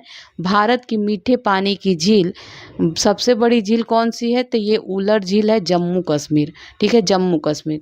नेक्स्ट देखते हैं भारत की प्रमुख झील और राज्य देख लेते हैं। तो वेम्बनाड झील केरल में है। पेरियार झील भी केरल में है। अष्टमुडी झील जो है ये भी केरल में है। चिल्का आपका उड़ीसा में हो जाएगा। पुलिकट झील जो है आंध्र प्रदेश और तमिलनाडु के बीच है। फतेह सागर झील जो है राजस्थान में है। डल झील जम्मू कश्मीर में है। शेषनाग झील भी जम्मू कश्मीर में है। नागिन झील जो है जम्मू कश्मीर में है। उल्लर झील ये भी जम्मू कश्मीर में है। मानसताल झील जो है मानसबल झील जो है ये जम्मू कश्मीर में है। हुसैन सागर झील आपका तेलंगाना में है। लोकटक झील मणिपुर में है। सांभर झील राजस्थान में है। उदय सागर जो झील है ये भी राजस्थान में है। डिडवाना है राजस्थान में। जयसमंद झील भी राजस्थान में है। राजसमंद ये भी राजस्थान में है। कोलेरू झील आपका हो जाएगा आंध्र प्रदेश में। रूपकुंड झील उत्तराखंड में है। राकसताल झील जो है ये उत्तराखंड में है। 7 ताल झील ये भी उत्तराखंड में है। राकसताल है 7। और नेक्स्ट देखते हैं देवताल झील उत्तराखंड में है। फुलर झील यह कहाँ है? उत्तर प्रदेश में। हमीरसर झील जो है गुजरात में है, लोनार झील महाराष्ट्र में है, सूरज कुंड झील जो है ये हरियाणा में स्थित है। अब हम लोग नदी घाटी परियोजना देखेंगे। भाखड़ा नांगल जो बांध है इसका निर्माण सतलज नदी पे हुआ है। भाखड़ा नांगल किन राज्यों की संयुक्त परियोजना है? तो ये हरियाणा, पंजाब और राजस्थान की है। दामोदर परियोजना किन दो राज्यों की परियोजना है? तो ये झारखंड और पश्चिम बंगाल की परियोजना है। ओमकारेश्वर परियोजना जो है ये नर्मदा नदी पर है। हीराकुंड बांध जो है ये किस राज्य में स्थित है? हीराकुंड आपका महानदी पे है और ये उड़ीसा में स्थित है। भारत का सबसे पुराना शक्ति केंद्र कौन सा है? शिव समुद्र में है। तपोवन और विष्णु जल विद्युत परियोजना किस राज्य में स्थित है? ये उत्तराखंड में स्थित है। नागार्जुन सागर परियोजना किस नदी पर निर्मित है? कृष्णा नदी पे। नागार्जुन सागर परियोजना में स्थित है आंध्र प्रदेश, तेलंगाना में स्थित है। गांधी सागर बांध किस परियोजना का भाग है? तो ये चंबल परियोजना का भाग है गांधी सागर। जवाहर सागर बांध कहाँ स्थित है? राजस्थान में। टिहरी बांध उत्तराखंड के भागीरथी नदी पर निर्मित किया गया है। हिमाचल बांध का निर्माण किस नदी पर किया गया है? तो ये सतलज नदी पे। भारत की प्रमुख जल विद्युत संयंत्र की स्थापना कहाँ की गई थी? तो ये दार्जिलिंग, पश्चिम बंगाल में। पंचेश्वर परियोजना किन दो देशों की संयुक्त परियोजना है? तो ये भारत और नेपाल की है। पंचेश्वर परियोजना का निर्माण किस नदी पर की जाएगी? तो ये काली नदी पे की जा रही है। अब परियोजना और नदी देखते हैं। भाखड़ा नांगल बांध सतलज नदी पे है। कोल बांध सतलज नदी पे है। नाथपा झाकरी बांध ये भी सतलज नदी पे। किशनगंगा परियोजना जो है किशनगंगा ये झेलम नदी पे है। तुलबुल परियोजना झेलम नदी पे है। सलाल परियोजना चिनाब नदी पे है। दुलहस्ती परियोजना चिनाब नदी पे है। बगलीहार भी चिनाब नदी पे है। थीन बांध रावी नदी पे है। पोंग बांध ब्यास नदी पे है। हरिके बांध जो है ब्यास नदी पे है। टिहरी बांध गंगा नदी पे है। अब नेक्स्ट है इसमें देखते हैं कालागढ़ बांध या रामगंगा परियोजना, ये रामगंगा नदी पे है। त्रिवेणी बैराज जो है गंडक नदी पे है। माता टीला बांध जो है ये बेतवा में है, बेतवा नदी पे है। राजघाट बांध भी बेतवा नदी पे है। बाणसागर बांध जो है सोन नदी पे। तिलैया परियोजना दामोदर नदी पे। श्रीशैलम कृष्णा नदी पे है। नागार्जुन सागर भी कृष्णा नदी पर है। मेट्टूर बांध जो है कावेरी नदी पे है। इंदिरा सागर बांध नर्मदा नदी पे है। सरदार सरोवर बांध नर्मदा ही नदी पे है। अंकलेश्वर बांध ये भी नर्मदा नदी पे है। महेश्वर बांध नर्मदा नदी पे है। काकरापारा बांध जो है ताप्ती नदी पे है। उकाई परियोजना ताप्ती नदी पे है। हीराकुंड परियोजना महानदी पर है। तिरकपाड़ा जो है ये महानदी पे ही है। बरोज बांध महानदी पे है। कदाना बांध जो है माही नदी पे है। ठीक है, अब नेक्स्ट देखते हैं चुखा ताला जलधाका जल विद्युत परियोजना ये किस देश की है? ये भूटान की है। महाकाली संधि किन दो देशों के मध्य हुआ है? तो ये भारत और नेपाल के बीच हुआ है। तेलुगु गंगा परियोजना ये किस नदी पे है? तो ये आपका हो जाएगा आंध्र प्रदेश, तमिलनाडु और कर्नाटक के बीच है। मयूराक्षी परियोजना पश्चिम बंगाल, मयूराक्षी परियोजना जो है ये पश्चिम बंगाल में है। कलपोंग जल विद्युत परियोजना किस राज्य की परियोजना है? तो ये अंडमान और निकोबार की परियोजना है। किस प्रधानमंत्री ने बहुउद्देशीय नदी घाटी परियोजना को आधुनिक भारत के मंदिर की संज्ञा दी है? तो ये हो जाएगा जवाहरलाल नेहरू। अलमाटी बांध किस नदी पर निर्मित किया गया है? कृष्णा नदी पे। भारत में सबसे पुराना जल विद्युत स्टेशन कौन सा है? तो ये सिद्रापोंग असम में। किशनगंगा परियोजना किस राज्य में स्थित है? जम्मू कश्मीर में स्थित है। मेजा बांध का निर्माण किस नदी पर हुआ है? ये कोठारी नदी राजस्थान। बगलीहार विद्युत परियोजना किस नदी में स्थित है? तो ये जम्मू कश्मीर में स्थित है। सुइल नदी परियोजना किस राज्य में स्थित है? हिमाचल प्रदेश में स्थित है। कल्पसर परियोजना किस राज्य में स्थित है? तो ये गुजरात में है। तीस्ता जल विद्युत परियोजना किस राज्य में स्थित है? सिक्किम में है ये। दुलहस्ती जल विद्युत स्टेशन का निर्माण किस नदी पर किया गया है? तो ये चिनाब नदी पे किया गया है। तुंगभद्रा परियोजना किन दो राज्यों की संयुक्त परियोजना है? तो ये आंध्र प्रदेश और कर्नाटक। दक्षिण भारत की सबसे बड़ी नदी घाटी परियोजना कौन सी है? तो एक तुंगभद्रा परियोजना। कावेरी जल विवाद किन राज्यों के बीच है? तो ये कर्नाटक, तमिलनाडु, केरल और पुडुचेरी के बीच है। भारत और पाकिस्तान के मध्य सिंधु जल समझौता कब किया गया था? 1960 में। गंगा जल संधि किन देशों के मध्य की गई है? तो ये भारत और बांग्लादेश के मध्य की गई है 1996। ठीक है, नेक्स्ट देखते हैं। नेपाल के साथ कोसी बैराज के निर्माण के लिए 1954 में कौन सा समझौता किया गया? तो ये कोसी समझौता किया गया। नेपाल के साथ गंडक बैराज निर्माण के लिए 1959 में कौन सा समझौता किया गया था? गंडक समझौता। चलिए अब कृषि देखते हैं। रबी की प्रमुख फसल कौन कौन सी है? तो ये हो जाएगा गेहूं, जौ, चना, मटर, सरसों, मसूर, आलू। ये सभी किसकी है? रबी की फसल है। खरीफ की प्रमुख फसल है चावल, ज्वार, बाजरा, मक्का, तिल, मूंगफली, उड़द, कपास, रागी, सोयाबीन। ये सभी खरीफ की फसल है। जायद फसल देखते हैं तो ये तरबूज है, खरबूज है, ककड़ी है, खीरा है, भिंडी है, ये सभी हैं। रबी फसल की जो बुआई का समय होता है ये मार्च अप्रैल होता है और खरीफ फसल की बुआई का समय अक्टूबर नवंबर होता है। जायद फसल की बुआई जून जुलाई में होती है। युग्म पैदावार का क्या अर्थ होता है? तो ये विभिन्न मौसम में दो फसलों का उगाना होता है। मिश्रित कृषि का क्या अर्थ है? तो पशुपालन और कृषि को एक साथ करना ही मिश्रित कृषि कहलाता है। भारत में चालू जोत का सबसे बड़ा औसत आकार किस राज्य में है? तो ये हो जाएगा राजस्थान में है। दक्षिण भारत में उच्च कृषि उत्पादकता क्षेत्र में पाया जाता है तो ये तमिलनाडु में पाया जाता है। भारत में रासायनिक उर्वरकों के दो सबसे बड़े उपभोक्ता राज्य कौन हैं? तो ये उत्तर प्रदेश है और महाराष्ट्र है। पुनर्भरण योग भूमि जल संसाधन से संपन्न राज्य कौन सा है? तो ये उत्तर प्रदेश है। भारत में अनुबंध कृषि को लागू करने वाला प्रथम राज्य कौन सा है? ये पंजाब है। कल्याण सोना किस फसल की एक किस्म है? तो ये गेहूं की किस्म है। भारत की प्रमुख खाद्यान्न फसल कौन सी है? चावल है। भारत के सर्वाधिक क्षेत्र पर किस फसल की खेती की जाती है? तो ये धान की। कौन सी फसल खरीफ फसल है किंतु इसकी खेती वर्ष भर की जाती है? तो ये आपका हो जाएगा मक्का। भारत में चावल की खेती के अंतर्गत सर्वाधिक क्षेत्र किस राज्य में पाया जाता है? तो ये हो जाएगा उत्तर प्रदेश। भारत के किस क्षेत्र को चावल का कटोरा कहा जाता है? तो ये कृष्णा गोदावरी डेल्टा को कहा जाता है।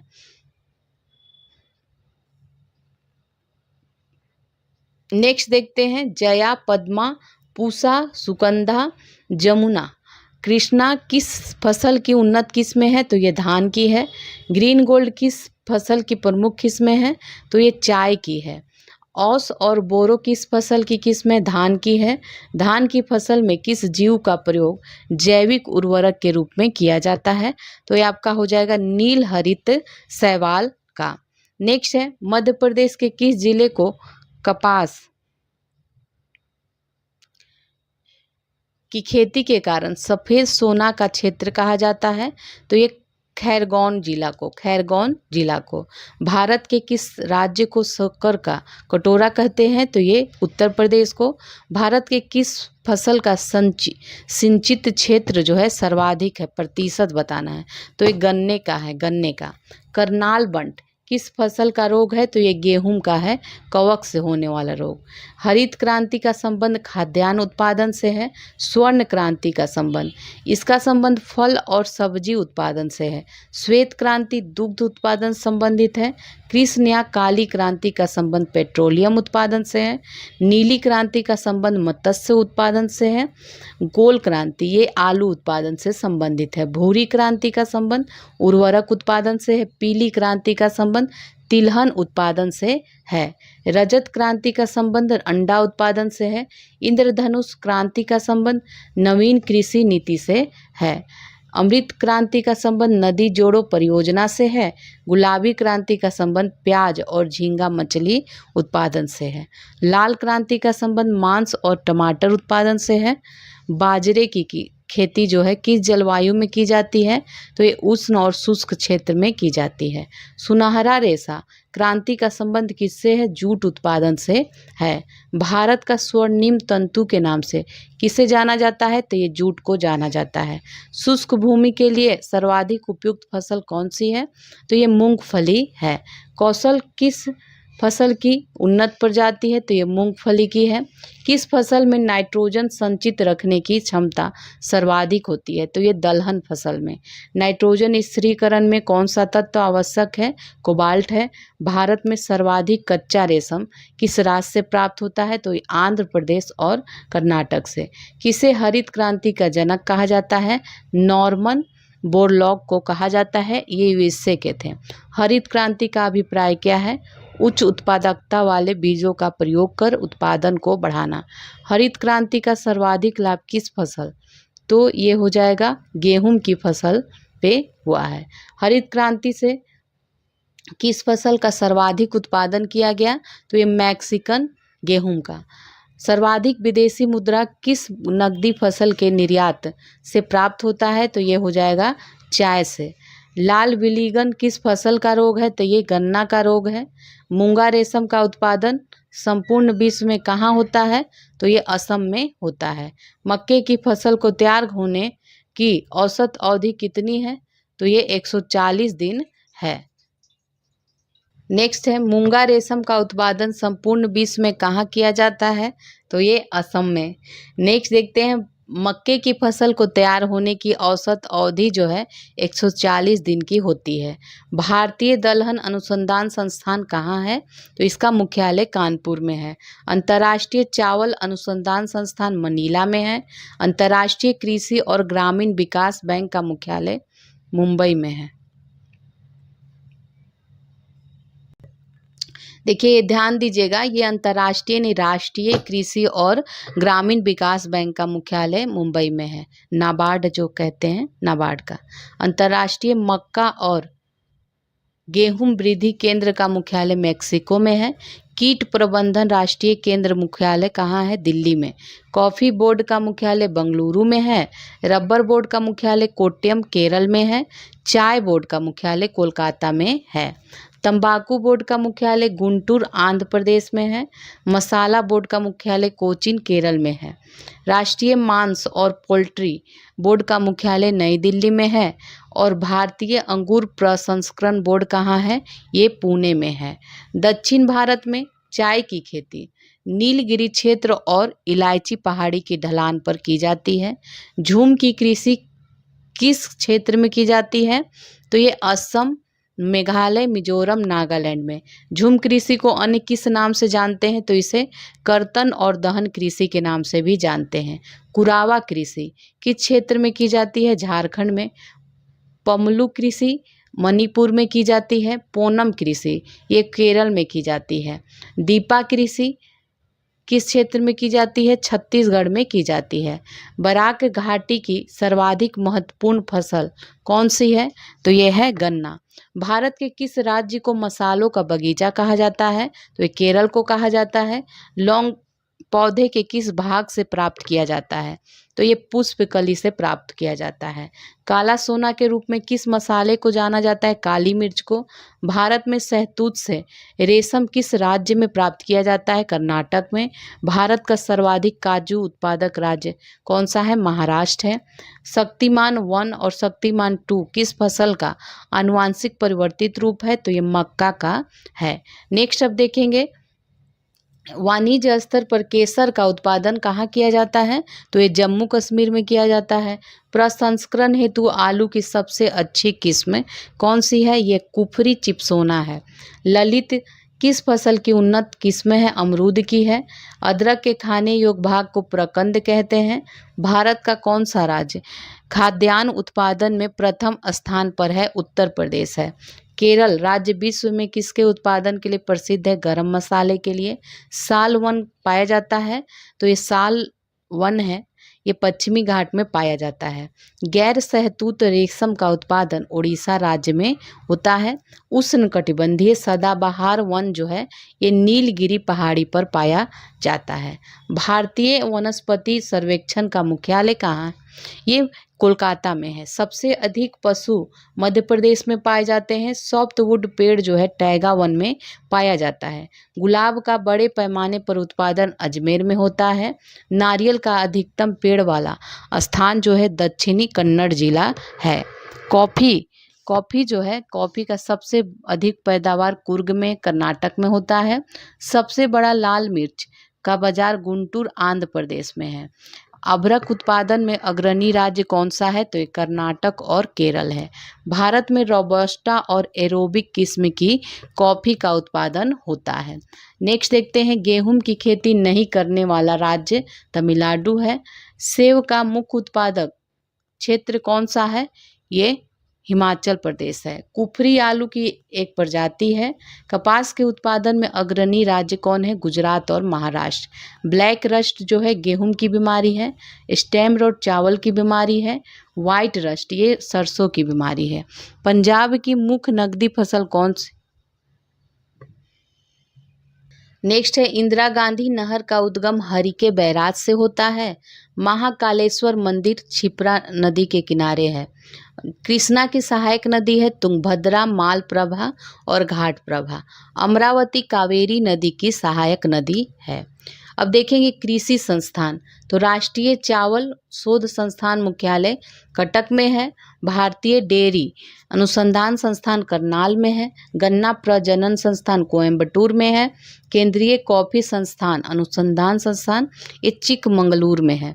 जूट कृषि अनुसंधान संस्थान कहाँ है?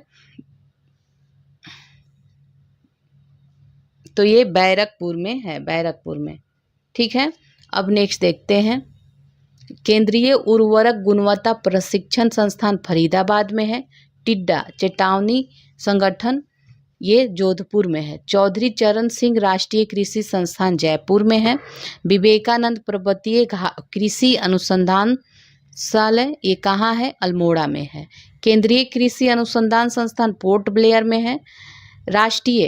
राष्ट्रीय जैविक उर्वरक विकास केंद्र गाजियाबाद में है। पशु रोग जांच प्रयोगशाला पुणे में है। पशु चिकित्सा और जीव विज्ञान संस्थान बेंगलुरु में है।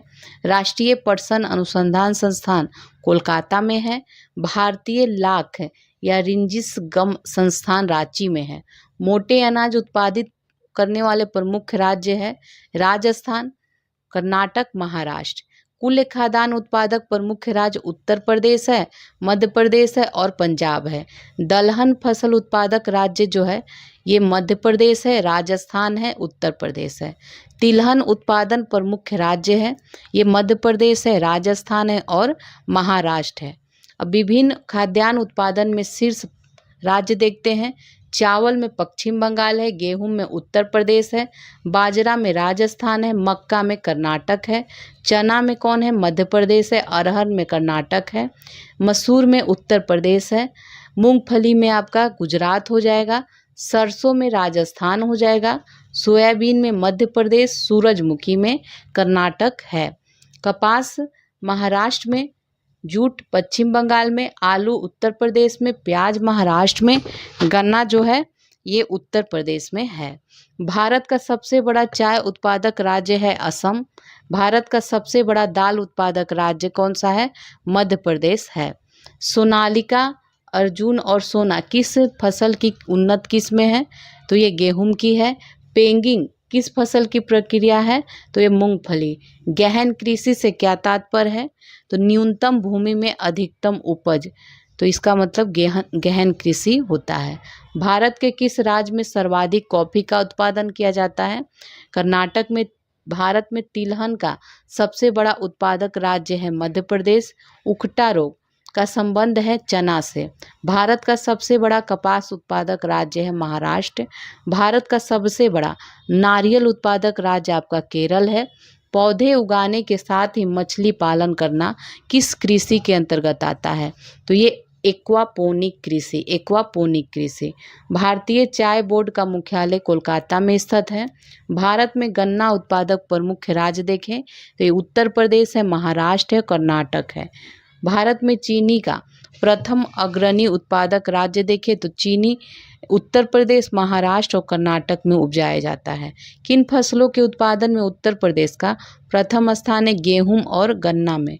किन दो फसलों के उत्पादन में पश्चिम बंगाल का प्रथम स्थान है? तो ये चावल और जूट में।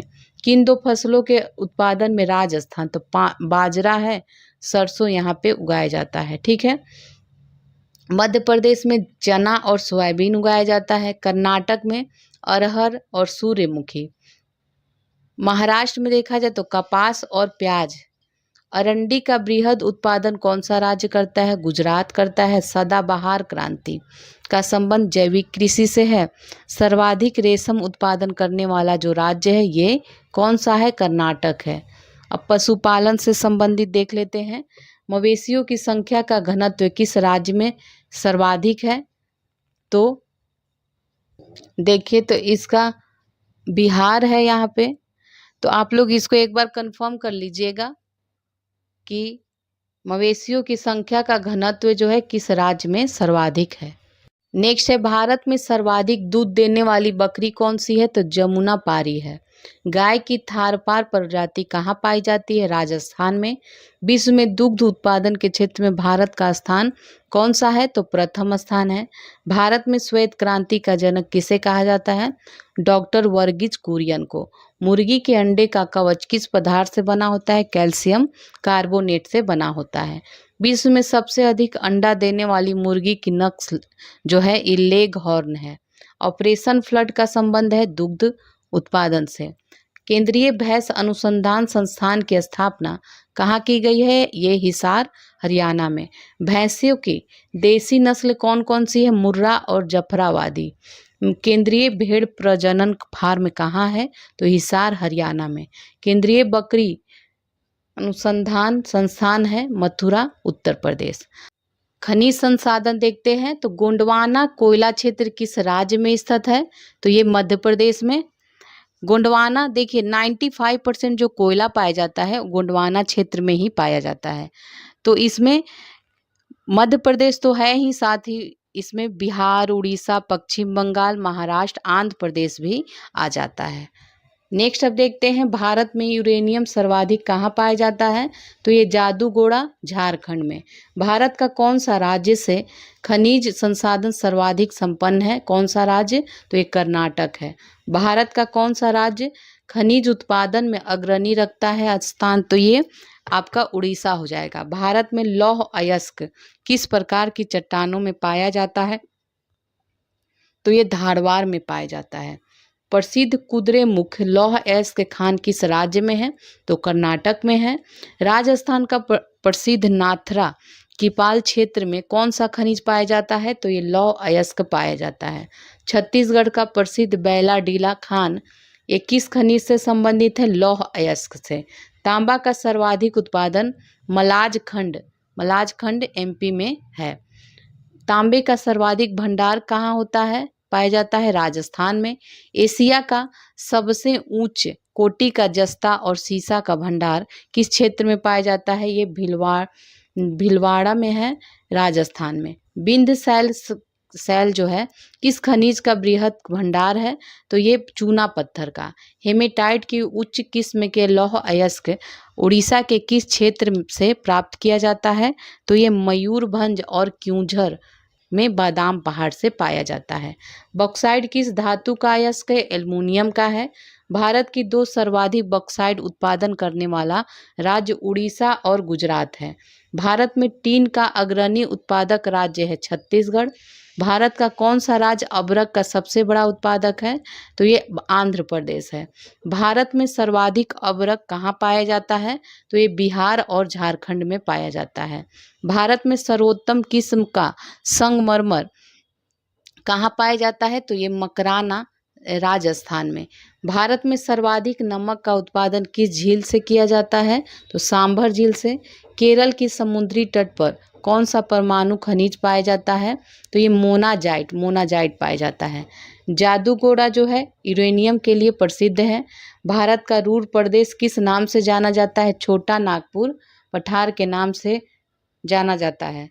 निकेल का प्रमुख भंडारक और उत्पादक कौन सा है? उड़ीसा और झारखंड है। टंगस्टन का मुख्य भंडारण और उत्पादक है कर्नाटक और राजस्थान। किस खनिज के उत्पादन में भारत का विश्व में द्वितीय स्थान है? तो ये कोयला, सीमेंट और ग्रेफाइट। नेक्स्ट है, किस खनिज के उत्पादन में भारत का विश्व में तीसरा स्थान है? तो ये जिंक है, कच्चा इस्पात और क्रोमाइट है। किस खनिज के उत्पादन में भारत का विश्व में चौथा स्थान है? तो ये एल्युमिनियम है, लौह अयस्क है। अब हम लोग परिवहन एवं संचार देखेंगे। राष्ट्रीय राजमार्ग की सर्वाधिक लंबाई किस राज्य में है? तो ये महाराष्ट्र में है। भारत के किस राज्य में स्टेट हाईवे की लंबाई सबसे अधिक है? ये महाराष्ट्र में है। राष्ट्रीय राजमार्ग 1 जोड़ता है दिल्ली को अमृतसर से। राष्ट्रीय राजमार्ग संख्या 2 जो है दिल्ली को कोलकाता से। राष्ट्रीय राजमार्ग संख्या 3 आगरा को मुंबई से।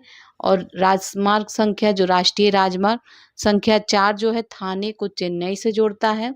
राष्ट्रीय राजमार्ग संख्या 44 श्रीनगर को कन्याकुमारी से जोड़ता है। भारत का सबसे लंबा राजमार्ग कौन सा है? NH44 है, ठीक है। NH44 है, ये श्रीनगर से कन्याकुमारी तक जाती है। रेल के विद्युत इंजन बनाने का सबसे पुराना कारखाना कौन सा है? ये चित्तरंजन लोकोमोटिव है 1950 में। सवारी डब्बे का निर्माण कहाँ किया जाता है? रेल कोच फैक्ट्री पेरुम्बर में किया जाता है। ये रेलवे का निर्माण कहाँ किया जाता है? रेल कोच फैक्ट्री कपूरथला में किया जाता है। स्वर्णिम चतुर्भुज जो है परियोजना किससे संबंधित है? राजमार्ग से संबंधित है। पूरब पश्चिम उत्तर दक्षिण एक्सप्रेस राजमार्ग एक दूसरे से किस स्थान पर झांसी में मिलती है? किस स्थान पर मिलती है? झांसी में। भारत का सबसे लंबा एक्सप्रेस वे है Agra Lucknow express way 302 kilometre. Rail staff college कहाँ स्थित है? बड़ौदा गुजरात में। यूनेस्को ने भारत के किस रेल लाइन को 1999 में विश्व धरोहर के रूप में मान्यता दी थी? तो ये सिल्लीगुड़ू तथा दार्जिलिंग को जोड़ने वाली लाइन को। कोंकण रेलवे किन 2 स्थानों को जोड़ता है? तो ये रोहा से मंगलोर को जोड़ता है। नेक्स्ट है, सबसे अधिक दूरी तय करने वाली एक्सप्रेस कौन सी है? ये विवेक एक्सप्रेस है, ये 4273 किलोमीटर की दूरी तय करती है। अब नेक्स्ट देखते हैं भारत में बंदरगाह। भारत में कुल कितने बंदरगाह हैं? तो ये 13 हैं, 13 बंदरगाह है। चेन्नई बंदरगाह किस प्रकार का बंदरगाह है? ये कृत्रिम बंदरगाह है। देश का सबसे पुराना बंदरगाह चेन्नई बंदरगाह है। आंध्र प्रदेश का बंदरगाह है काकीनाडा। भारत का सबसे बड़ा बंदरगाह कौन सा है? मुंबई बंदरगाह। भारत का सबसे छोटा बंदरगाह है पोर्ट ब्लेयर में। कौन सा बंदरगाह बंगाल की खाड़ी में स्थित है? पोर्ट ब्लेयर बंदरगाह बंगाल की खाड़ी में स्थित है। सबसे गहरा बंदरगाह है विशाखापट्टनम बंदरगाह। किस बंदरगाह को डॉल्फिन नोज कहा जाता है? ये विशाखापट्टनम बंदरगाह को। उड़ीसा के तट पर कौन सा बंदरगाह स्थित है? पारादीप बंदरगाह स्थित है। किस बंदरगाह से झारखंड और उड़ीसा के लोहे को जापान को निर्यात किया जाता है? तो ये पारादीप बंदरगाह से। भारत का सबसे बड़ा कृत्रिम बंदरगाह कौन सा है? तो ये नाहा सोहा बंदरगाह। मुंबई बंदरगाह के दबाव को कम करने के लिए किस बंदरगाह का निर्माण किया गया है? तो ये नाहा सोहा बंदरगाह का। इसका नया नाम क्या है? तो इसका नाम है जवाहरलाल नेहरू बंदरगाह। दूसरा सबसे बड़ा कृत्रिम बंदरगाह कौन सा है? चेन्नई बंदरगाह है। अरब सागर की रानी के नाम से किस बंदरगाह को जाना जाता है? कोचीन बंदरगाह। कुद्रेमुख लौह अयस्क का निर्यात जो है कहाँ से किया जाता है? तो न्यू मंगलोर से। किस बंदरगाह को मत्स्य बंदरगाह के नाम से भी जाना जाता है? तो ये तूतीकोरन बंदरगाह। कांडला बंदरगाह का परिवर्तित नाम क्या है? दीनदयाल बंदरगाह है। कौन सा बंदरगाह कच्छ की खाड़ी में स्थित है? तो ये कांडला बंदरगाह है। देश का सबसे बड़ा निर्यात आधारित बंदरगाह कौन सा है? मार्मू गोवा है। मार्मू गोवा कहाँ है? ये गोवा में। मार्मू गोवा किस नदी के मुहाने पर स्थित है? ये ज्वारी नदी जुआरी नदी जो है इसके मुहाने पे। सबसे बड़ा कंप्यूटराइज्ड बंदरगाह कौन सा है? एन्नौर बंदरगाह तमिलनाडु में। कौन सा बंदरगाह समुद्र तट पर स्थित नहीं है? कोलकाता हल्दिया बंदरगाह, ये हुगली नदी पर स्थित है। राष्ट्रीय अंतर्देशीय नौवहन संस्थान कहाँ स्थित है? पटना में है। भारत का सबसे बड़ा जहाज तोड़ने का यार्ड कहाँ स्थित है? अलंग गुजरात में। जलमार्ग संख्या 1 का विस्तार कहाँ से कहाँ तक किया गया है? इलाहाबाद से हल्दिया तक किया गया है। अब अंतर्राष्ट्रीय हवाई अड्डा देखेंगे। इंदिरा गांधी अंतर्राष्ट्रीय हवाई अड्डा नई दिल्ली में है। छत्रपति शिवाजी अंतर्राष्ट्रीय हवाई अड्डा मुंबई में है। नेताजी सुभाष चंद्र बोस अंतर्राष्ट्रीय हवाई अड्डा कोलकाता में है। बाबा साहेब अंबेडकर अंतर्राष्ट्रीय हवाई अड्डा नागपुर में है। सरदार वल्लभ भाई पटेल अंतर्राष्ट्रीय हवाई अड्डा अहमदाबाद में है। गुरु रामदास अंतर्राष्ट्रीय हवाई अड्डा अमृतसर में स्थित है। गोपीनाथ बारदोली अंतर्राष्ट्रीय हवाई अड्डा गुवाहाटी में है। चौधरी चरण सिंह ये अंतर्राष्ट्रीय हवाई अड्डा लखनऊ में है। गुरु रामदास जी अंतर्राष्ट्रीय हवाई अड्डा अमृतसर में है। कालीकत अंतर्राष्ट्रीय हवाई अड्डा कोझिकोड में है। शेख आलम अंतर्राष्ट्रीय हवाई अड्डा श्रीनगर में है। राजीव गांधी अंतर्राष्ट्रीय हवाई अड्डा हैदराबाद में है। कोचीन के अंतर्राष्ट्रीय हवाई अड्डा कोची में है। वीर सावरकर अंतर्राष्ट्रीय हवाई अड्डा पोर्ट ब्लेयर में है। कैंपेगौड़ा अंतर्राष्ट्रीय हवाई अड्डा बंगलुरु में है। देवी अहिल्या बाई होलकर अंतर्राष्ट्रीय हवाई अड्डा इंदौर में है। ये लाल बहादुर शास्त्री अंतर्राष्ट्रीय हवाई अड्डा कहाँ है? वाराणसी में। उद्योग से संबंधित देख लेते हैं। स्टेनलेस जो स्टील बनाया जाता है इसमें किस धातु का प्रयोग करते हैं? इसमें क्रोमियम मैग्नीज और निकेल का प्रयोग किया जाता है। कौन सा उद्योग भारत के लिए सबसे अधिक विदेशी मुद्रा अर्जित करता है? तो यह है लौह इस्पात उद्योग। छत्तीसगढ़ का कोरबा किसके लिए प्रसिद्ध है? एल्युमिनियम खनिज उद्योग के लिए प्रसिद्ध है। भारत का सबसे प्राचीन उद्योग सूती वस्त्र उद्योग है। चुनार किस उद्योग के लिए प्रसिद्ध है? सीमेंट उद्योग के लिए प्रसिद्ध है। सीमेंट का मुख्य संगठक खनिज कौन सा है? चूना पत्थर। मध्य प्रदेश का कौन सा नगर कीटनाशक उद्योग के लिए प्रसिद्ध है? तो ये भोपाल है। भारत में रबड़ उद्योग कहाँ स्थित है? पणजी में। ठीक है। टिस्को संयंत्र कहाँ स्थित है? जमशेदपुर में। टीटागढ़ ये कागज उद्योग के लिए जाना जाता है। टीटागढ़। नेक्स्ट है भारत में प्रथम जूट कारखाने की स्थापना कहाँ की गई थी? तो ये पश्चिम बंगाल में रिसरा में की गई थी। अंतर्राष्ट्रीय जूट संगठन का मुख्यालय स्थित है ढाका बांग्लादेश में। भारत का प्रथम उर्वरक संयंत्र कहाँ स्थापित किया गया है? तो ये सिंदरी झारखंड में। ठीक है। प्रथम सूती वस्त्र कारखाना कहाँ स्थापित किया गया था? तो ये फोर्ट ग्लस्टर कोलकाता में। भारत में कौन सा उद्योग पानी का सबसे बड़ा उपभोक्ता है? तो ये कागज उद्योग है। पेट्रो रसायन का उत्पादन का सबसे बड़ा केंद्र कहाँ स्थित है? तो ये जामनगर गुजरात में। बाल्को की स्थापना किस देश के सहयोग से हुई है? सोवियत संघ की सहयोग से। नाल्को की स्थापना फ्रांस के सहयोग से। हिंडाल्को की स्थापना यूएसए के सहयोग से। माल्को की स्थापना किस देश के सहयोग से हुई है? इटली से। इंडाल्को की स्थापना किस देश के सहयोग से किया गया है? तो ये कनाडा। भारत में स्वतंत्रता पूर्व कितने लौह उद्योग कारखाना की स्थापना की गई थी? तो 5। ये स्वतंत्रता पूर्व है। ठीक है। और कौन कौन? कुल्टी वेस्ट बंगाल में, साकची जम्मू कश्मीर में, और हीरापुर वेस्ट बंगाल में, भद्रावती कर्नाटका में, बर्नपुर जो है ये वेस्ट बंगाल में। प्रथम औद्योगिक नीति की घोषणा किसके द्वारा और कब की गई थी? श्यामा प्रसाद मुखर्जी के द्वारा अप्रैल 1948 में। किस शहर को इलेक्ट्रॉनिक उद्योग की राजधानी के नाम से जाना जाता है? तो ये बेंगलुरु है। दक्षिण भारत का मैनचेस्टर कहा जाता है कोयम्बटूर को। सुपर फास्फेट उर्वरक का पहला कारखाना कहाँ स्थापित किया गया था? तो ये रानीपेट तमिलनाडु में। पीतमपुरा किस उद्योग के लिए फेमस है? ये ऑटोमोबाइल उद्योग के लिए। पंजाब का कौन सा स्थान होजरी उद्योग के लिए प्रसिद्ध है? तो ये लुधियाना है। अखबारी कागज की प्रथम मिल की स्थापना कहाँ की गई थी? नेपानगर मध्य प्रदेश में की गई थी। अब हम लोग आगे देखते हैं, भारत की जनगणना देखते हैं। अब 2011 की भारतीय संविधान की 7वीं अनुसूची में अनुच्छेद 246 के अंतर्गत जनगणना जो है किस सूची का विषय है? तो ये संघ सूची का विषय है।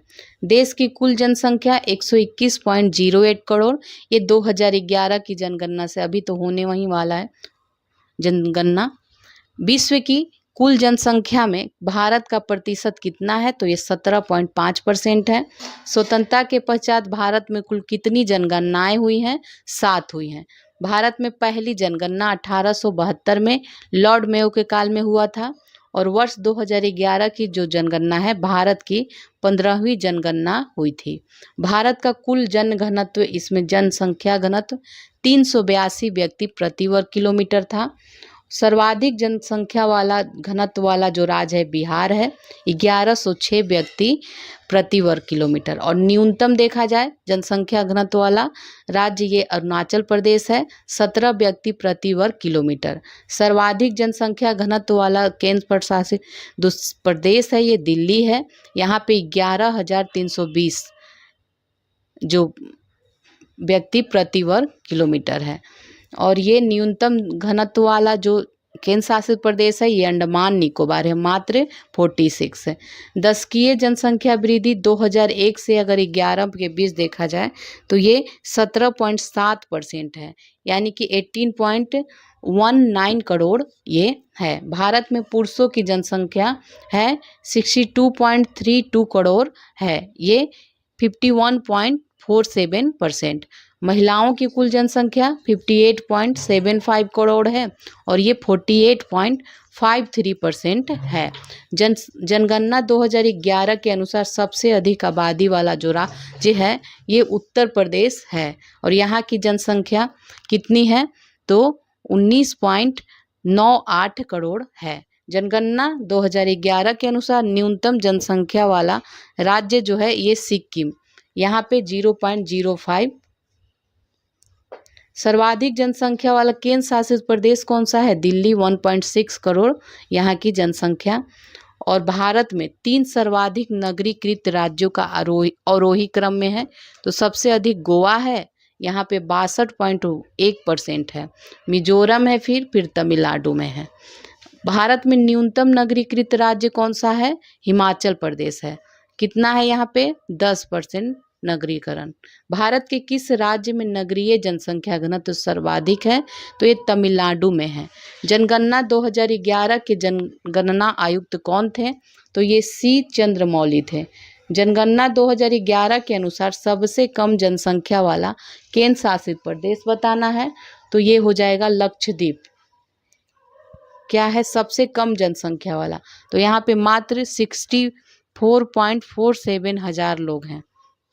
शिशु जनसंख्या देखा जाए तो 0 से 6 एज में देखना है तो ये 16.44 करोड़ है और ये 13.6% है। न्यूनतम लिंगानुपात वाला केंद्र शासित प्रदेश दमन दीव है। भारत की कुल साक्षरता दर कितनी है? तो ये 73.04% है। भारत में पुरुष साक्षरता दर देखें तो 82.14% है। भारत में महिला साक्षरता दर कितना है? तो ये 65.46% है। सबसे अधिक साक्षर राज्य कौन सा है? तो ये केरल है, 94%। सर्वाधिक पुरुष साक्षरता दर वाला राज्य कौन सा है? तो ये केरल है, 96.11% है। महिला साक्षरता दर किस राज्य में सर्वाधिक है? तो ये केरल में है, 92.1%।